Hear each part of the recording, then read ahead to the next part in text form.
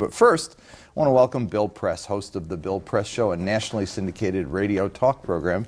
He's former co-host of MSNBC's Buchanan and Press and spent 6 years with CNN co-hosting Crossfire and The Spin Room. Writes a syndicated weekly column for Tribune Media Services and has authored several books, including Trainwreck, The End of the Conservative Revolution, and Not a Moment Too Soon. Thanks for joining us, Bill. All right, Trainwreck. I want to start talking about... We see train wrecks every day around this town.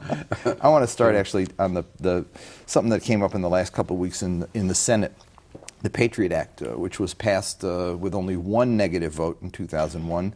Senator Feingold, the only one, had several provisions that were due to sunset this year by December. One of them dealing with roving wiretaps, another dealing with this ability of law enforcement to go in and request library files, medical files, business files, without evidence of wrongdoing and any evidence of being engaged in terrorist activity, and they've used it abusively and widely. One of the things that came up in this was because the bill that was being proposed was so watered down from what then Senator Obama said that he wanted and what President Obama during the campaign said he wanted, which was to restore the constitutional protections.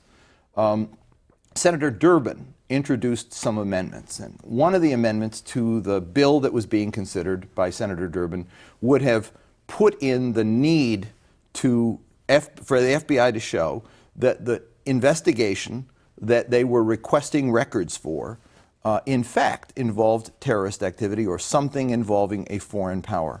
I want to play a segment from the hearing, the markup hearing that took place, where Senator Amy Klobuchar says she's going to vote against the Durbin bill because she said that the bill that was on the floor, the Leahy bill, was already strong enough. Let's watch Senator Klobuchar and Senator Durbin go at it. Here it is.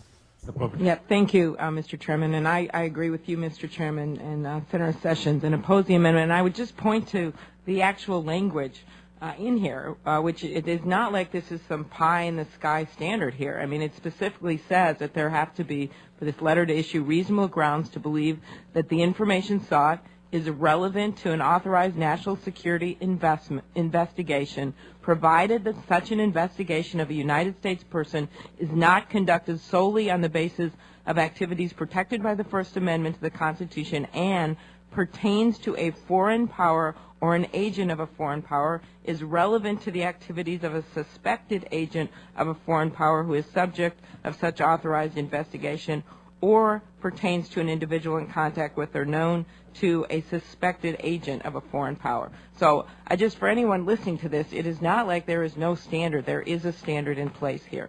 That's the standard. It's in the bill now. That's the standard of my amendment. It's not in the bill now. Okay, clerk will call the roll. Mr. Chairman, can I have a moment? Senator Durbin, of course, if you remember. I'd like to make that point to Senator. I want to make it very clear. I'm not going to cut off anybody who wants, obviously. But when we're ready to vote, thank you, Mr. Chairman. And it's rare we get a chance to talk about issues of this gravity, and I think we ought to take a couple moments to do it. And I would say to Senator Klobuchar, he just read my amendment. And I think it's critically important that you understand. Well, let's take a look at that. Here's the story. She praised his amendment. Senator Sessions, whose voice you hear in the background, saying that's the language in the bill, and she nods, yes, it is.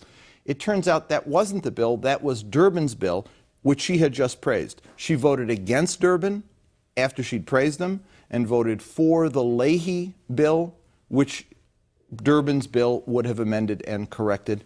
Is this how they make laws up there? Yes, sadly. But you know what? I find this thing so disturbing, Jim. First of all, let's go back. The Patriot Act was a mistake in the first place. Should never have been approved in the first place. Was unnecessary in the first place.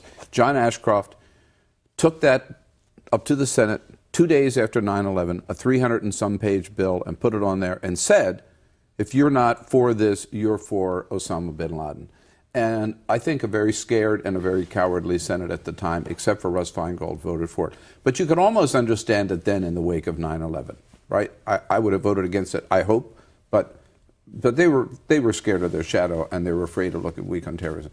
Yeah, but that was 8 years ago. I mean, there's no excuse for it today. It was renewed once, renewed again, And here's what really surprises me. I mean, I know Pat Leahy, the chairman, and I know Amy Klobuchar. If there were two Democrats on the Hill that I would think I could trust to join Russ Feingold and Dick Durbin in either not renewing the Patriot Act or certainly not weakening it or making the act stronger, weakening the protections, it would be Klobuchar and Leahy.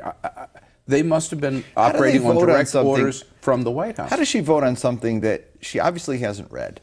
Because when she reads Durbin's bill, she says, this is good. I like this. I can support this. It turns out that that's not the bill. And Sessions, who is a big advocate for the Leahy bill, thought that what Klobuchar read was in it, and it's not. Do they vote on things they don't know anything about?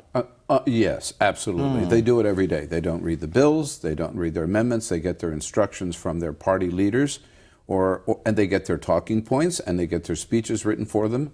And that's the way. It's the sausage factory that is so ugly, and that's why when like with this healthcare debate, the more people saw them fighting back and forth on healthcare, the more Obama's poll numbers went down because it's pretty ugly. But this is irresponsible. Something as important as our constitutional protections, and they don't know what they're voting on, and they're voting Democrats voting to gut them. Outrageous. That's the way laws are made. Yeah. And those are the people making them. Especially for Amy Klobuchar. Yeah. She's smarter than that. Well, it wasn't her finest hour. No. But I'll tell you one thing, good for Dick Durbin. Yeah. And there's nobody closer to President Obama in the Senate than Dick Durbin. And for Durbin to carry that language, because I'm sure he was bucking the White House on that, showed a lot of guts. Here's the point. Let's shift gears. I want to go to the Nobel Prizes. President Obama won the Nobel Prize, and